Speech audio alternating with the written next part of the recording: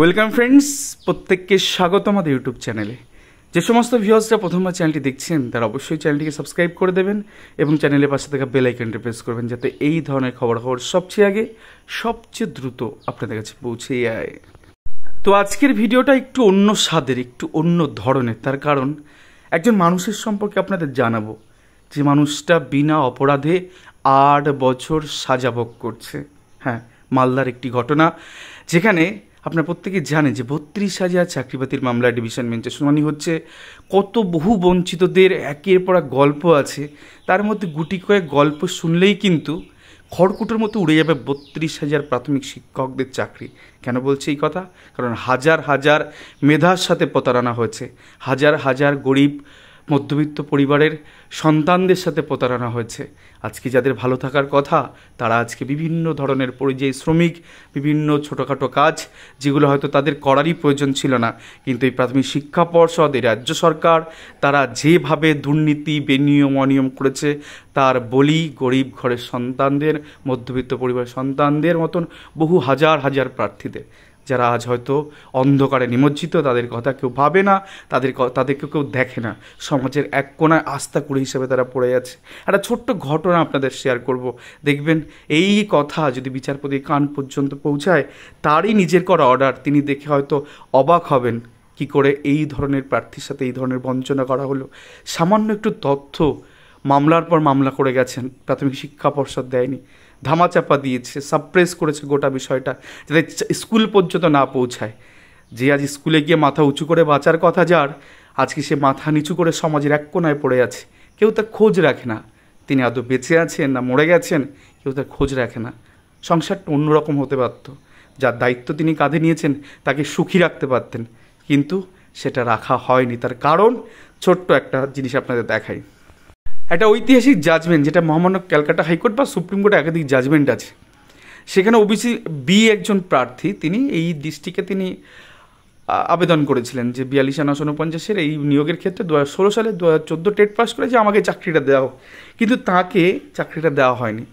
তিনি OBC B প্রার্থী। তো সেক্ষেত্রে ঐতিহাসিক জাজমেন্টে একটা কথা লেখা আছে, এবং সেকেন্ড প্যারাটায়, the law is settle that if a reserve category candidate secure higher marks then a general category candidate, he should be treated as a general candidate for appointment. অর্থাৎ জেনারেল কাট অফ যদি কেউ অতিক্রম করে যান কোনো সংরক্ষিত বিভাগের প্রার্থী, তাহলে সে জেনারেল হিসেবে চাকরি পাবেন। এই ঐতিহাসিক কথা, এই সেটেল ল, এই টোটাল প্রিন্সিপাল সব কিন্তু সবাই জানে, এটা সব নিয়োগের ক্ষেত্রে হয়ে থাকে। সম্প্রতি 11,765 তাই হয়েছে, 16,500 রিক্রুটমেন্টে তাই হয়েছে, কিন্তু 42,949 কমিউনাল রিজার্ভেশন হয়েছে, যেটা কিনা সৌরভ যাদবের জাজমেন্টে পুরো ইলিগাল। অর্থাৎ general to general, SC to SC, OBC to OBC রাখা হয়েছে, তাদের কাউকে জেনারেলে ঢুকতে দেওয়া হয়নি। তো সেটেল লকে ভায়োলেট করে এই গোটা নিয়োগ প্রক্রিয়া ত্বরান্বিত হচ্ছে। ট্রেন্ড এবং আনট্রেন্ড বোথ আর এখানে অ্যাপ্লিকেবল, দুটোই এক্ষেত্রে একই রকম জিনিস করা হয়েছে। এবং যে প্যানেল হয়তো আর খড়কুটের মতন উড়ে যাওয়ার কিছু সময়ের বাকি, কোনোভাবেই এই জিনিস টিকতে পারে না। 8টা বছর প্রাথমিক শিক্ষা পর্ষদ অনেক কিছু সাপ্রেস করে গেছে, তাই হয়তো জিনিসটা এই জায়গায় আসেনি, কিন্তু এখন গোটা বিষয়টা প্রিয়াঙ্কা নস্করের স্পাইরাল বাইন্ডিংয়ে গোটা বিষয়টা রয়েছে। এবং বিচারপতিরা দেখা মাত্র, এবং প্রিয়াঙ্কা নস্কর স্বয়ং তাদের রিট অ্যাপ্লিকেশনে 139 জনে 38 জন এইভাবে কভার করে আছে, জেনারেলে ঢুকে বসে আছে, রিজার্ভ প্রার্থী, তাদের চাকরি দেওয়া হয়নি। আরও স্পেসিফাই করে দিই, একটা মামলা ছিল, কনক দাসের একটা মামলা ছিল 2017 সালে, একবার ভাবুন না, 2017 সালে গেছে, সেই মামলায় তাকে ডাকা হলো হিয়ারিংয়ের জন্য। কোর্ট অর্ডার করলো যে যাও ভাই, ওকে কনসিডার করো, যদি তার বিষয়টা ঠিক হয়। প্রাথমিক শিক্ষা পর্ষদ তাকে মিথ্যা কথা বলে বাড়ি পাঠিয়ে দিয়েছে। কি বলেছে? প্রথম কথা হচ্ছে, সেই হিয়ারিংয়ে কি উঠে আসে, প্রাথমিক শিক্ষা পর্ষদ যে তাদের অফিসে ডেকে নিল, সেখানে দুটো জিনিস উঠে আসে। The following points came out of the hearing, অর্থাৎ প্রাথমিক শিক্ষা পর্ষদ সেই হিয়ারিংয়ের কথা বলছে। The petitioner qualified in TET 2014, 2014 তিনি পাস করেন as a untrained SC category. তো untrained SC category candidate, but was not empanelled, তো সেক্ষেত্রে তিনি চাকরিটা পাননি। সেকেন্ডটা খুব গুরুত্বপূর্ণ লেগেছে, it is found that his total merit score is less than that the last empanel candidate in respective untrained general and untrained SC category. অর্থাৎ একজন সংরক্ষিত বিভাগের প্রার্থী, অর্থাৎ এসসি ক্যাটাগরি, সে আনট্রেন্ড জেনারেলও সে পার্টিসিপেশন করবে, সেখানেও তিনি কাট অফ অতিক্রম করতে পারেননি, এবং আনট্রেন্ড এসসি ক্যাটাগরিতে তিনি কাট অফ অতিক্রম করতে পারেননি। এই মিথ্যা কথা বলেছে, কারণ কনকের নাম্বার মালদার যে লাস্ট কাট অফ গেছে 10.252 থেকে বেশি, কিন্তু তাকে চাকরি দেয় না, মিথ্যা কথা বলে বাড়ি পাঠিয়ে দিয়েছে। এই ধরনের অসভ্যতামি জিনিসগুলো করে গেছে একের পর এক প্রার্থীদের সাথে। আজকে তার 8 বছর 7 বছর ধরে মামলা, 2017 সাল থেকে মামলা শুরু করেছে, একের পর এক মামলা করে গেছে। আজকে এই বেঞ্চ, কালকে সে বেঞ্চ করে করে করে করে প্রাথমিক শিক্ষা পর্ষদকে টলানো যায়নি, কারণ তারা দুর্নীতির আঁকড়া, দুর্নীতি গুগুর বাসা, একের পর প্রার্থীদের সাথে বঞ্চনা, অবহেলা, অবজ্ঞা করে গেছে এবং যোগ্য প্রার্থীদের স্কুল থেকে দূরে রেখেছে 8টা বছর ধরে। আর এইগুলো যখন সামনে আসবে, প্যানেল টিকবে? একটা 12 অথরিটি, একটা পাবলিক রিক্রুটমেন্টে একজন মেধাসম্পন্ন ছেলেমেয়েকে তুমি বাইরে রেখে দিচ্ছ। 1-2 জনের কাহিনী না, আবারও বলছি, প্রিয়াঙ্কা নস্করের 139-এর মধ্যে 38 জন জেনারেল কাট অফ ক্রস করে বসে আছে, তারা চাকরি পাননি।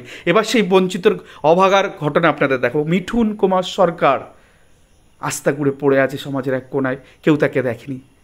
প্রথম কাজ 2017 সালে যখন চাকরিটা হলো না, তিনি মনে করছেন তিনি ভালো নাম্বার পাবেন, তিনি কিছু সার্চ অ্যান্ড সার্চ কোশ্চেন করে একটা আরটিআই করেছেন।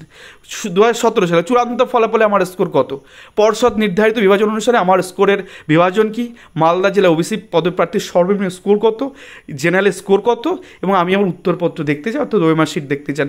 যেমন 6-7-2017 জুলাই মাসে করেছে, 2017 সালে বসে থাকিনি, বস ছুটেছে যা করার, দিল না, চলে গেল ফার্স্ট অ্যাপিলেট অথরিটিতে, যেটা কিনা একজন নাগরিকের কর্তব্য, তো সেখানে তিনি করলেন এবং তথ্য যেন অধিকার মোতাবেক তিনি সেম কোশ্চেনগুলো রেখে তিনি করলেন। 2019 সালে উত্তর দিল না, কি করলেন, এখানে তাদেরকে ফার্স্ট অ্যাপিলেটে হিয়ারিংয়ের জন্য ডাকা হলো, সমস্ত কিছু থেকে করা হলো। দেখুন ডেট অফ হিয়ারিং 8/2/2019, তো সেক্ষেত্রে অ্যাপিল ছিল 19/1/2019 জানুয়ারি মাসে, কিন্তু তাতেও তার উত্তরটা মিল না, তিনি সরাসরি হাইকোর্টের দ্বারস্থ হলেন। চলুন দেখুন বঞ্চনা কোন লেভেলের, একটা সামান্য তথ্য পাওয়ার জন্য। দেন 21/1/2020 সালে সেই কাঙ্ক্ষিত অর্ডারটা আসলো, যেখানে তার WPA নাম্বার 17570/2019, তিনি বললেন যে কোর্টে মামলা দায়ের করলে যে আমাকে ইনফরমেশনগুলো দেওয়া হোক, আমি কেন পাচ্ছি না আমার এই সার্চ অ্যান্ড সার্চ অপশনগুলো। এইখানে সবথেকে বড় কথা, বিচারপতি ছিলেন যে বেঞ্চে এখন মামলা চলছে, ডিভিশন বেঞ্চে, জাস্টিস তপব্রত চক্রবর্তী স্যারের বেঞ্চে, দেখুন লেখা আছে তপব্রত চক্রবর্তী স্যারের বেঞ্চে, তিনি অর্ডার দিলেন। অর্ডারের পরিপ্রেক্ষিতে প্রাথমিক শিক্ষা পর্ষদ একটা আরটিআই রিপ্লাই থেকে দিল, কি দিল দেখে নিন। বলেছে চূড়ান্ত ফলাফল আপনার প্রাপ্ত নম্বর কত, বলছে 99, ইয়োর টেট স্কোর ইজ 99। গেল মালদা জেলা ওবিসি প্রশিক্ষণহীন ওবিসি বিপ্রার্থীর কত লাস্ট স্কোর নেমেছে, বলছে panel Malda district has been displayed and already it been public ডোমেনে নাকি রয়েছে। ইউআর বা জেনারেলে কত, সেটাও পাবলিক ডোমেনে রয়েছে। তো এই ধরনের অসভ্যতামি তারা করেছে যে পাবলিক ডোমেনে তাদের প্যানেলটা রয়েছে। তো এবার কি, এবার তিনি পেলেন না উত্তর, তিনি সেকেন্ড টাইপের লিটিগেশন করলেন, তিনি আবার কোর্টে গেলেন যে আমার ইনফরমেশনগুলো কেন দেওয়া হচ্ছে না। তিনি করলেন মামলা দায়ের করলেন জাস্টিস গাঙ্গুলির কাছে। ভাবুন একবার সিকোয়েন্সটা দেখুন, 2020, 21, 22 পর প্রত্যেক বছর 22-কে মামলা করলেন, আবার যার নাম্বার 75-23, সেখানে সুদীপ্ত দাশগুপ্ত অ্যাপিয়ার করলেন এবং সেক্ষেত্রে পুরো স্পেসিফাই করে দিলেন রাইট টু ইনফরমেশন অ্যাক্টের বেসিসে যেগুলো হয়। জাস্টিস গাঙ্গুলি প্রত্যেকটা পয়েন্ট ধরে ধরে বললেন যে পয়েন্ট 1, 2, 3 এগুলো কেন উত্তর দেয়, পয়েন্ট 1টা দিয়েছে 99 একটা স্কোর, কিন্তু বাকিগুলো 2, 3, 4 এগুলো কেন উত্তর দিচ্ছে না প্রাথমিক শিক্ষা পর্ষদ। তিনি করলেন গোটা অর্ডার লিখলেন এবং বললেন এগুলোর উত্তর দিতে হবে, কানমোলা না খেলে তো এরা কিছু করে না। তো বাস জাস্টিস গাঙ্গুলি কানমলা দিলেন, কানমলা দেওয়ার পর ওয়েস্ট বেঙ্গলকে ডিরেক্ট করলেন যে এই সমস্ত জিনিসগুলোকে তাকে পাঠানো এবং 2 সপ্তাহের মধ্যে তাকে দেওয়ার কথা বলা হলো। দেন উপায় নেই আর, প্রাথমিক শিক্ষা পর্ষদ দিতে বাধ্য হলো। এবার সে আরটিআই রিপোর্ট, জাস্টিস গাঙ্গুলির সিগনেচার দেখতে পাচ্ছেন।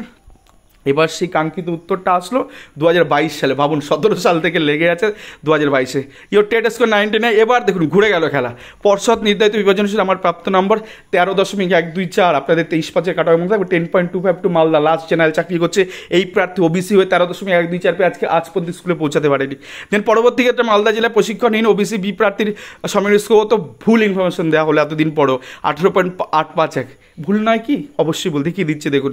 জেনারেল প্রার্থী সমের স্কোর কত মালদা জেলায় 14.397, তাকে দেখানো হলো তুমি জেনারেল থেকে কম নম্বর পেয়েছো, কিন্তু আদতে জেনারেল প্রার্থী চাকরি পেয়েছে 10.252-তে, মোহাম্মদ রাজু, আপনারা জানেন।